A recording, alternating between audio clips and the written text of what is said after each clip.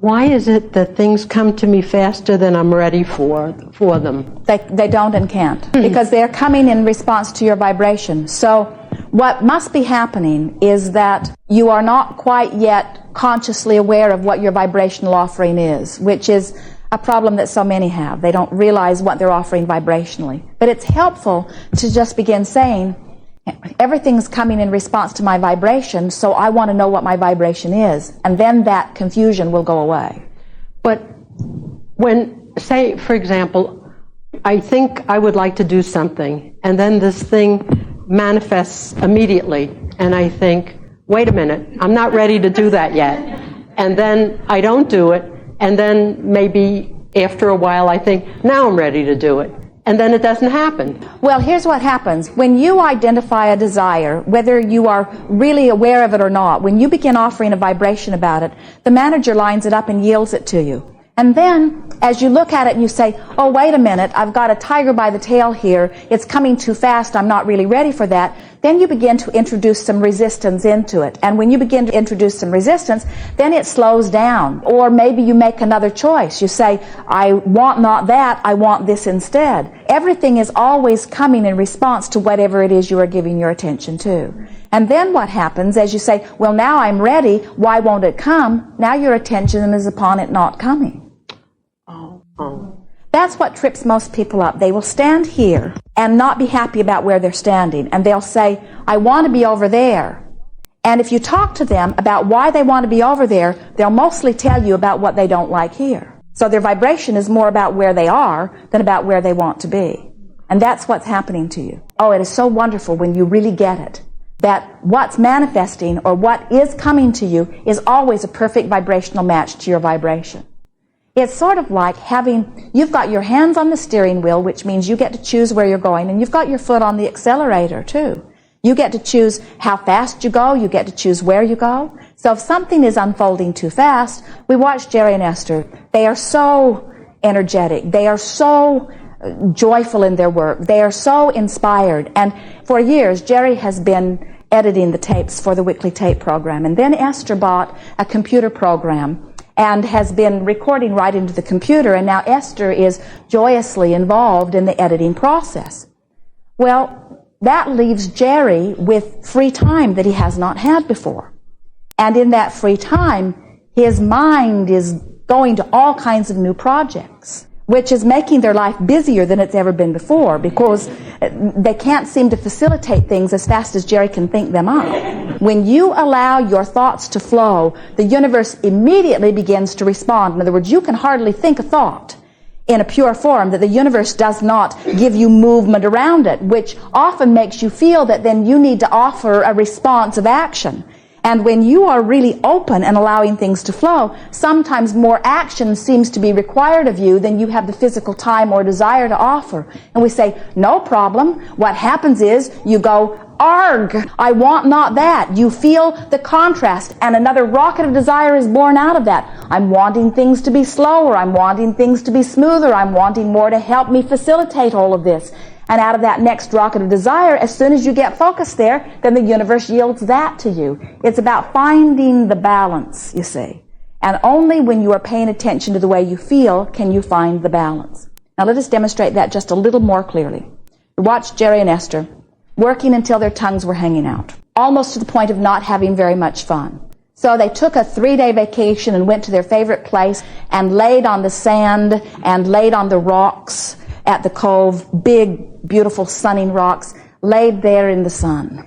And Esther said, I could stay here forever. And Jerry did not reply, but he is thinking, I can stay here today. But he was wrong. He didn't even make it till 10 o'clock. In other words, they laid there, they basked, they refreshed, they rejoiced, they reconnected, they found their balance, and then soon Jerry's fingers are sort of thumping on the rock. Esther's got her ear on the pillow and she can hear his thumping on the rock. And she is looking over at him, not wanting him to know she is awake. she knows that something's up. And then in a minute, he's sitting up, and now she hears him rifling through her purse. He's trying to find something to write on. And now he's off on now his free-flowing mind is off on the next project, and off they go again. And so that's why we say to you, you have this triad of intentions. The basis of your life is freedom. You are so free you can choose bondage if you choose. If your goal is to feel joy and you've attracted things faster than you can cope, then your joy factor diminishes and you can feel that you're out of balance. And so as you then reach for the joy factor, you're choosing different things that sort of slow things down.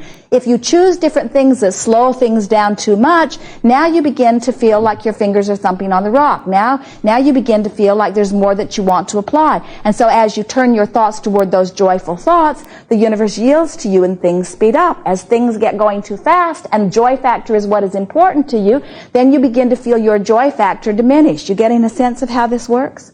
By paying attention to the way you feel, you can always keep yourself in perfect balance. Somehow it seems to me that if the universe manifests this right away, it seems to me that my timing is off by not taking advantage of it when it happens, when it's easy. And then the next time around, it's hard. Well, here's the thing. The universe will yield it to you today, tomorrow, and forever. In other words, the universe will keep yielding it to you. It keeps coming. You can never show up at the dock and miss your boat, because your boat will come again and again and again and again and again and again. Everything that you desire, and we are going to speak this bluntly and literally, the manager called Law of Attraction has orchestrated hundreds, if not thousands, of circumstances and events to accommodate the exactness of your desire. And if you're not ready for it when it first shows up, it will be there again and again and again and again and again. Because law of attraction is not like your mother or some physical entity that is wanting to punish you for not being ready faster. There's not any of that. Oh, yeah, she asked but wasn't ready. Now, just let her wait. It's all about your readiness or your allowing. And so we can see how you've been trained by others who have said, when dinner is served, be here and eat. And if you don't want to eat when dinner is served, then you'll be hungry until the next meal. And you sort of think that the universe is treating you like that, but it isn't. Jerry and Esther, looking for a FedEx truck, went right to the place. They found it instantly, and they were so proud. Oh, look at this. We found the FedEx drop-off place with hardly any trouble at all, because they'd had trouble on other occasions, and it was fun to find it so fast. And not only was it a place that they could drop off their FedEx package, but the man that was picking it up was right there right now. And Esther said, boy, is that not wonderful timing. Look at that. We rendezvoused right with the guy, right in exactly the same moment. Put it right in his hands. How good is that? Then they went to the hotel. Another FedEx truck was at the hotel. Then they went out to dinner, and another FedEx truck was at the restaurant. And it occurred to Esther, oh, that rendezvous that I was crowing about was not the last rendezvous. In other words, the universe had endless backups lined up for her, and always does. Always does. My next question is, I seem to have my life full of clutter. I don't seem to be able to let go of papers and clothes and things that no longer serve me. And it's not only papers and clothes, but it's sort of like my physical elimination. I breathe in, I don't exhale, and we wouldn't worry about that. And I feel that it's all one kind of thing. You're sort of like taking in and not letting out. Well, let's start with the word clutter. Let's change the terminology. I have things in my life that I very much wanted that came to me easily. Isn't that a nice thing? Yeah. And now as I evaluate, there are things in my experience that aren't pleasing me in the way they once did. In fact, the overabundance of them is sort of in my way. So now I am seeking fewer of them and more clear space. So now you've launched another rocket of desire. Have you spent any time imagining that clearer space, or are you embroiled in the clutter? Do you just move around in the clutter, or have you imagined a clearer space? I have, but not as much as imagining the clutter. You see, you're doing the same thing that almost everybody does. You're letting the reality that has actualized get more of your attention than what you desire. And that's normal. It's easier to turn on the television and observe and have feeling responses to what you're seeing than it is to close your eyes and create your own scenario. And so you're just letting your reality dominate your vibration. You can pick and choose more selectively. In other words, there's a lot of things that you have wanted and attracted into your experience that are still serving you really, really well. In fact, 97.5% of what you have attracted into your experience is still serving you extremely well. We think that you are giving yourself too much trouble over the small percentage of it that you would now like to move on through. We would encourage that you go to a office supply store and buy some banker's boxes. And the only reason that we are encouraging the banker's boxes is because the lids come off easily and they are all uniform in size. Get 20 of them or 40 of them, depending upon the degree of clutter you have, and number them from 1 to 20. And then put a bunch of them in the middle of the room that is most important to you. We would call that the room where the clutter has been bothering you the most. And stand in the middle of the room and look at items and say to yourself, is this important to me in the next 2 months? And if it is, leave it right where it is. And if it isn't, put it in box number 1 and speak into a recorder, red bikini with the very skinny spaghetti straps, box number 1. And then go to the next thing and go to the next thing and go to the next thing. The magic of this is that because you are not trying to sort them, you're not trying to archive them, you're not trying to necessarily remember them, you're just putting them in the box and noting where you put it, putting them in the box and noting where you put it. And then some evening when you are looking for something fun to do, you can listen to your recording and write it on index cards and put it in red bikini box number 1, binoculars that only work in the dark, box number 2, screwdriver that I never found a screw that fit, box number 3. In other words, whatever it is. And now put those boxes outside of put them into your garage on one wall, or put them into one room that you don't use very much on one wall, giving yourself the reassurance that if there is anything that you need, you can easily retrieve it, but it is out of your line of sight, and it is giving you the freedom of space. And if you're absolutely sure about it, put it in the trash can. But we would say the majority of the stuff that you've accumulated, because at one time it seemed important, and because in most cases it cost money, it is hard for you to just release it from your experience, because it feels like you might need it someday, or somebody you know might need it, you see. And so that's sort of where you get bogged down. Then after 6 months, ask yourself, have I opened box number 1? And if you haven't, then do something else with box number 1.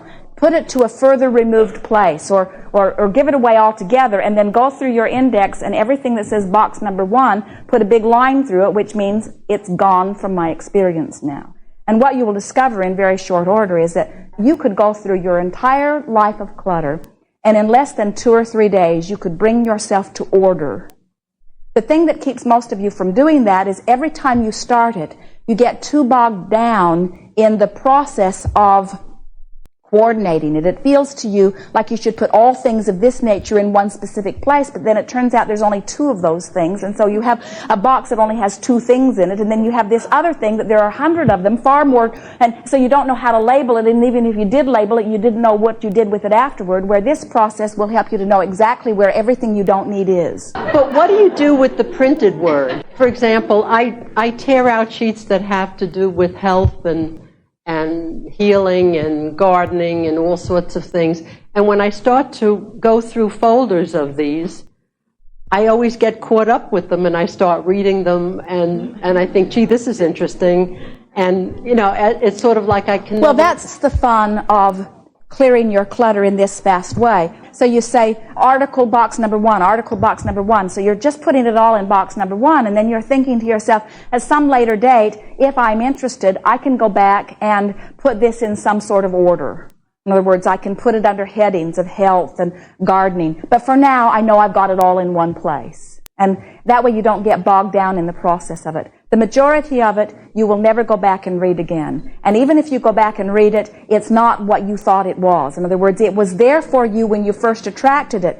The thing that is behind this is that you all keep forgetting that the universe will keep yielding to you. So you say, I thought I needed this once, so I have to carry it around with me forevermore in case I need it again. And we say, if you need it again, the universe will yield it to you again, only in a more succinct and appropriate way to where you are now. Because as you keep asking the question evolves, and the answer will evolve too. That article won't keep evolving. It was the answer to where you were then, you see. And so what we would encourage you to do about all of that is throw it away joyously, and as you throw each piece away, say, thank you. You were there when I attracted you the first time. You'll be there whenever I want you again.